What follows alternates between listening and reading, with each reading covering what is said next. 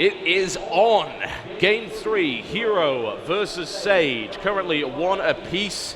As you can see, Sage is extremely concerned by it, checking his phone, seeing what's going on. But right now, Hero just came back in fine style in Game 2. He really did. He looked shaky in Game 1. He really did.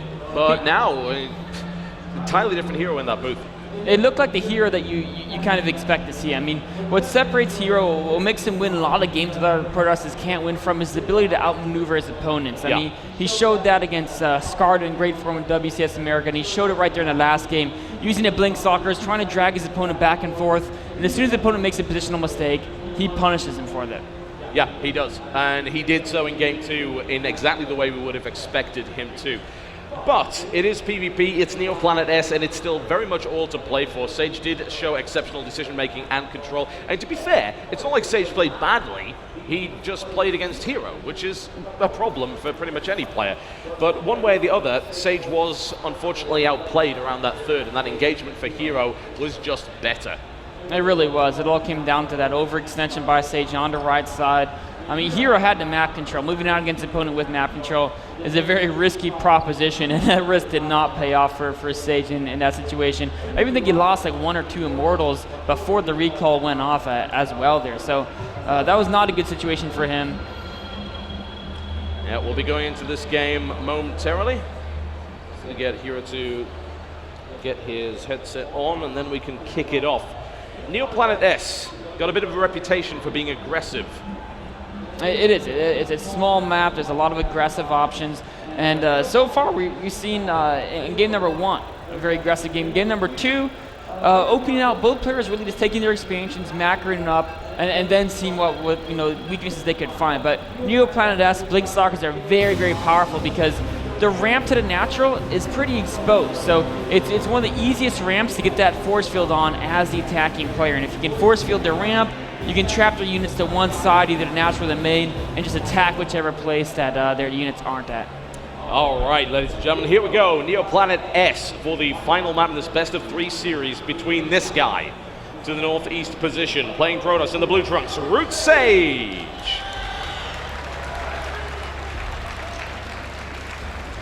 Plenty of people out in the crowd rooting for Root, as always. But his opponent is both popular and talented. The southwest position in the red trunks, playing Protoss. 1 apiece in this best-of-3 series. It's Liquid Hero.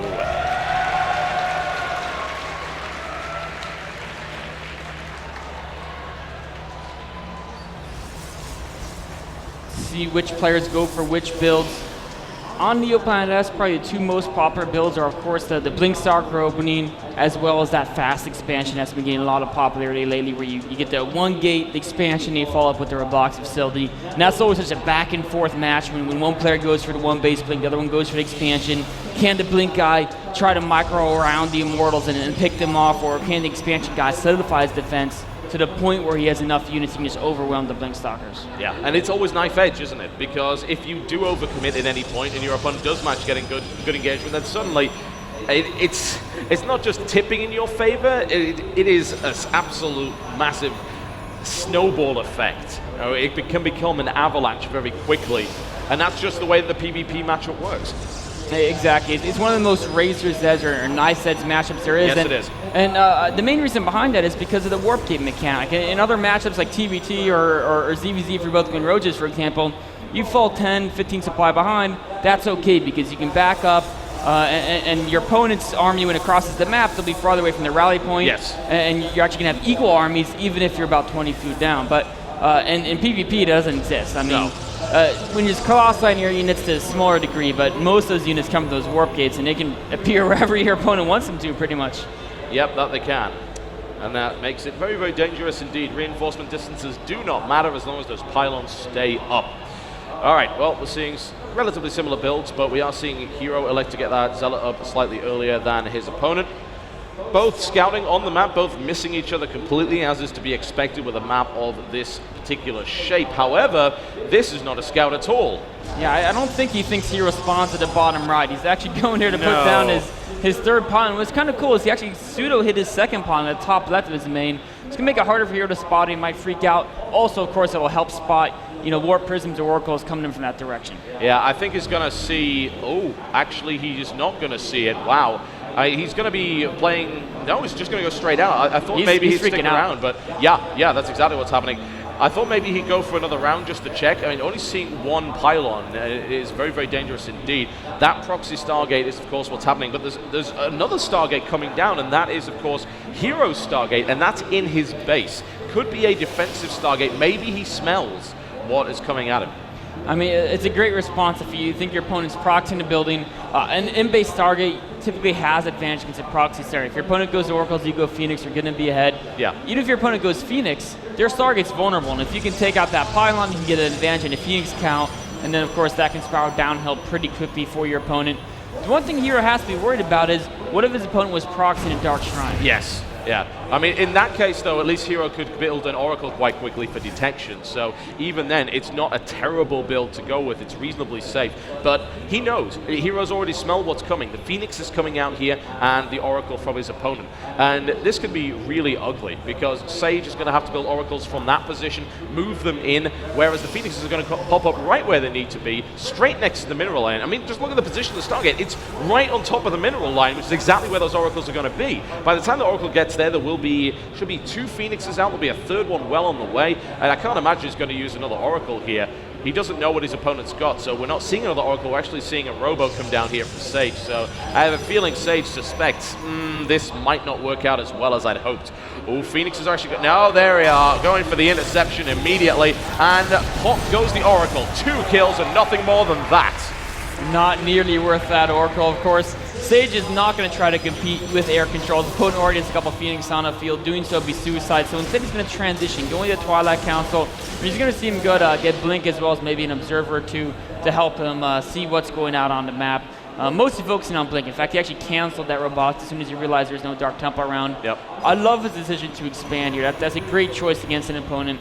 He went Phoenixes. Unless they went for some like Phoenix 4-gate, which he's already identified isn't the case. It's great to throw that expansion down because, all right, he has map control. I can't stop it, right? There's nothing. I mean, my Blink is going to be 3 minutes off. So without Blink, Phoenixes are going to control the map. Well, if we have map control, I mean, I just say expand, right? If you're not going to have map control, you got to go for the expansion. Yep. Well, Zealot's having a bit of an awkward time there, but it's all right. He's showing moral support. It's fine. There we go. Much, much better. I guess he didn't quite finish Zealot training school. One way or the other, though, as you said, we do have that expansion going down, which means that for the next couple of minutes, things are going to look fairly identical. Sage did get his Nexus down a little bit quicker. Another Phoenix is coming out. The problem with having 2 Phoenixes is that if your opponent's going to expand, you at least want to do something to them. Yeah, you want to try and lift up a couple of probes. You can't really do that with only 2 Phoenixes, at least 3, maybe 4. Dark Shrine going down here for Sage, and actually was missed by the Phoenix guard. I'm kind of surprised to see that, considering he knows his opponent's got Phoenixes. The chance of this not getting scouted are minimal. There it is. I mean, that was going to get seen one way or the other. With that many Phoenixes on the map, there's no way that was going to go unseen. Very likely he gets seen, but it's not like it's a lost cause. You can use that to make Archons. Exactly. You're getting harassed throughout the game, and with the Dark Shrine being cheaper than it used to be, the 150 gas investment isn't really that big a deal if you're on 2 bases. Yeah, which he is, and he now has to deal with the fact that there are Phoenixes moving into a Rastalon position. Those sentries are in a nasty spot as well. I mean, Hero might be able to nick one of those as well, and that's exactly what he does. He'll be able to bring one down, and he gets out of there with no losses. Wow. Nice play there. Very nice by Hero.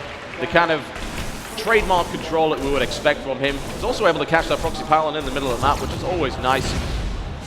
He's doing just a great job, really maximizing use of that map control, shutting down the proxy pylons, harassing his opponent, scouting his composition, and behind us, not missing a beat with his own macro into pro production back home. Certainly not. Man, things are looking really, really nice for him at this stage. Has a supply advantage. He's now got a bit of a tech advantage going on as well. Sage now feels it's probably safe to start to get the Blink Stalkers out so he can build up a large enough army to regain that map control. Those Phoenixes are not going to stop, and taking out 2 sentries, totally worth it. He loses 1 Phoenix for the cost of 2. That's great. Absolutely great engagement there by Hero. awesome pick off, and I mean, just the resources tell the story. That's a lot of gas that was sunk into that. Absolutely. This has been so effective from the 9 of the Oracle Wrath. Most of his resources lost have actually been all the pylons and his target that have been killed. That adds up to a lot of resources. And Hero's continuing to tech. This is the most important thing.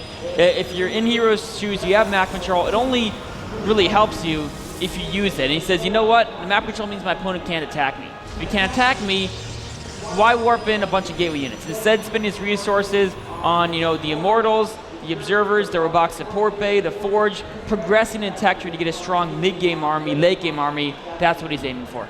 Yeah, certainly. And that unfortunately means Sage is just going to have to sit back and deal with this as best he can, and hopefully not take. Oh, nice move, but the hallucinated Phoenix is there actually saying, all right, well, I don't want you to shoot my real ones, so I'm going to throw a couple of fake ones in there for good measure.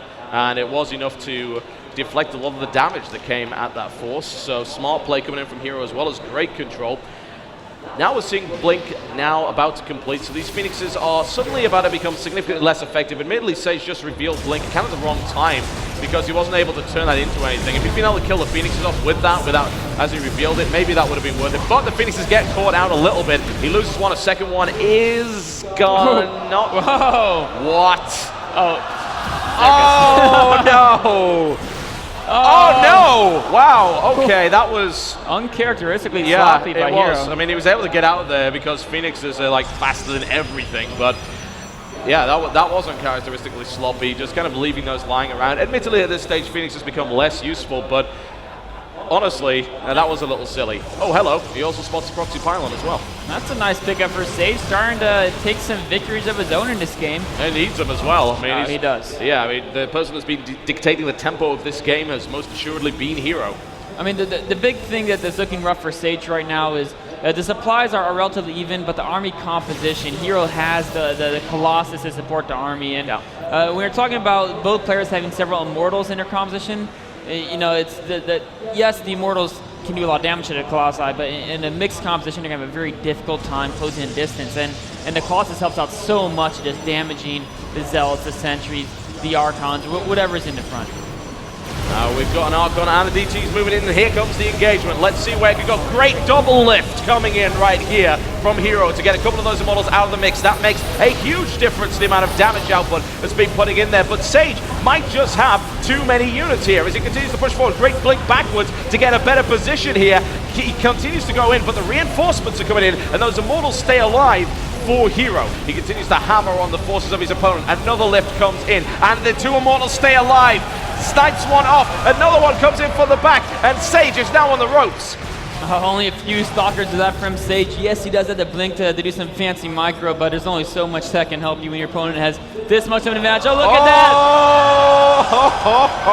that! It's about as rude as StarCraft 2 ever gets. I'm going to put a building there. Oh no, he's planning to photon overcharge of later. Course. Yeah, absolutely. It's all part of the plan. Yeah, it's pretty standard 15-minute planetary nexus rush. We see it all the time. One way or the other, this is getting dire for Sage. Out come the probes. A nice little placement, actually, if I'm totally honest. I mean, there is no blink available there. The probes are able to do significant damage, but that is not going to be enough. Hero hammers it home. GG!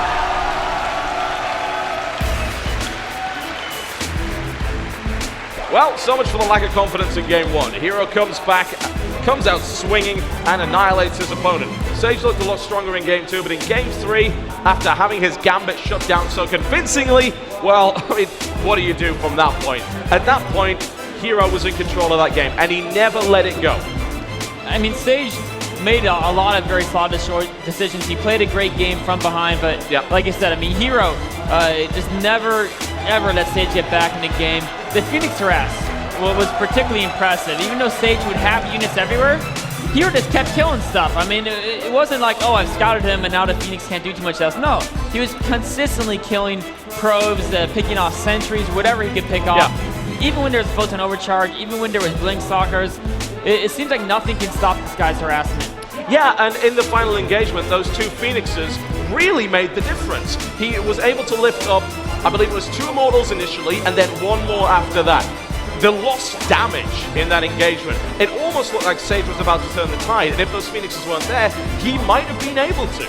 I was actually worried for Hero with that attack because Hero's composition was really Stalker, Immortal, Colossus heavy. He didn't Yeah. really have many Zelts. He only had 4 there. And I was like, well, if he waits for more Zelt Warpins, he'll be great. But he went before that. But because he could lift up the Immortals as Sage, that made that battle really work for Hero. Yeah, because instead of 4 models versus 4, it was 4 versus 2 for the most of that battle. And that really made a difference with Stalkers falling so quickly for Sage in that engagement. Really smart play, the kind of characteristic play we expect, of course, from Liquid Hero. And you know what? He's been up on this stage quite a lot. He has. He has. He's getting his chance to speak. So, you know, if DJ Wheat wants to ask him what he had for breakfast this morning, now might be a good time. We'll be having an interview with Liquid Hero momentarily as he advances. Sage, unfortunately, unable to avenge his root brother. First minigun, now Sage falls under the guns of Hero, and he will advance, while Sage will have to fight his way through the lower bracket. Admittedly goes into a nice spot in the lower bracket, skipping an awful lot of the battles. That's right. Of course, both these players are already in the top 8 of the winner bracket, which guarantees you a top 12 finish in the tournament, which means you get WCS points. The WCS Tier 1 event, which means top 16, do get those valuable WCS points. All right, folks, we have an interview. DJ Wheat is on stage with Liquid Hero. Take it away. Thanks, guys. I'm also here with Smix, helping with the translation. Thank you, Smix, as always. And also the winner of the last match. Give it up for Liquid Hero. Hero, earlier today, you said one of your goals for the year was to win MLG. You only need to win 2 more series to make it to the finals. Do you feel like you're still on the road? Do you feel like this can happen? 아까 전에 인터뷰했을 때 이번 연의 목표 MLG 이기고 싶다라고 했는데 이제 2번만 더 이기면 결승인데 어떠세요? 자신 있으세요?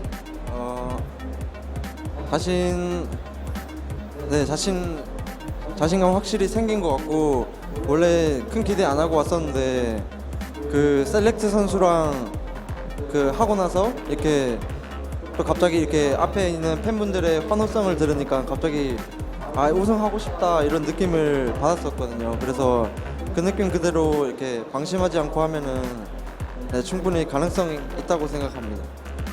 I did. Honestly, when I first came to this MLG, I didn't have that many expectations. It has been a while.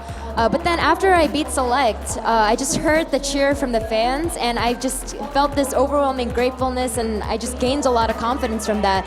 So I feel like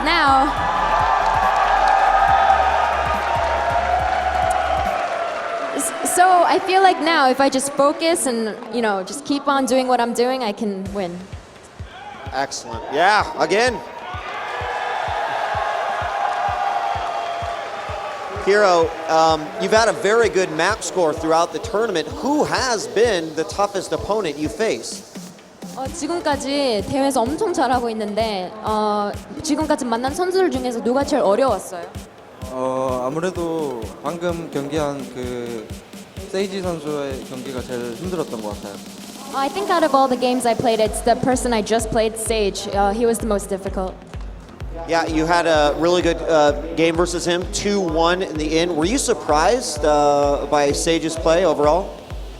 방금 2대1로 이겼는데 세이지 선수의 실력에 놀랐는지 아니면 그냥 예상대로 됐는지? 예전부터 잘하던 선수라고 생각하고 있었기 때문에 이렇게 놀라진 않았고 뭔가 질 것 같아서 불안하긴 했어요. He's someone I actually thought was good starting from a long time ago, so I wasn't surprised at all. But I was a little scared that I would lose, so I did feel that. All right, well, only 2 more matches to make it to the grand finals. Ladies and gentlemen, give it up for Liquid Hero. He's almost there. And you've been doing a great job so far, buddy. So congratulations. We're going to go back to the desk for more StarCraft 2 action. Thank you very much, DJ Wheaton, of course, Liquid Hero, for another fantastic interview.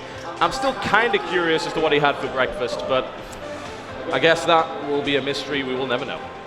Well, maybe next interview. Yeah, I mean, it looks like he's going to be back up here a few times, so I think there's plenty of opportunities for that. Well, that's a convincing play from him. He just seems to keep coming out of foreign events and absolutely wrecking his way through brackets, and this time, of course, is absolutely no exception. The next match up on the main stage will be a little bit fun, For one thing, it's not PvP. And secondly, it's Naniwa v Polt. Yeah, I thought you might like that. Yeah. It's going to be a good match, no question about that. It is, of course, there's going to be a short break. It's 7:30 Pacific time. There's going to be the next episode of Dr. Pepper Ultimate Gaming House, and then the 8 p.m. Eastern, or Pacific, excuse me, is going to be that Nano versus Polt match. And in fact, the winner of that will be in the same position Hero is, will go up against Deer in the winner bracket semifinals. Well, we might see Deer's wish come true here at his first MLG. Deer versus Naniwa is a possibility. It could be written in the stars. We will find out. So guys, production of course needs to take a break. They are only human after all, not in fact button pushing robots. So we will be taking a break here on the main stage. Thank you very much, as always, for being a fantastic crowd. We will see you in about an hour for Naniwa versus Polt. This is MLG Anaheim.